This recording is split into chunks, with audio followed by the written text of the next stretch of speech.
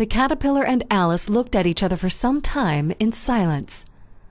At last the caterpillar took the hookah out of its mouth and addressed her in a languid, sleepy voice. "Who are you?" said the caterpillar. This was not an encouraging opening for a conversation. Alice replied rather shyly, I hardly know, sir, just at present. At least I know who I was when I got up this morning. But I think I must have been changed several times since then." "What do you mean by that?" said the caterpillar sternly. "Explain yourself." "I can't explain myself, I'm afraid, sir," said Alice, "because I'm not myself, you see."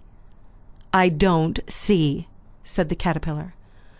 "I'm afraid I can't put it more clearly," Alice replied very politely, "for I can't understand it myself to begin with. And being so many different sizes in a day is very confusing." "It isn't," said the caterpillar.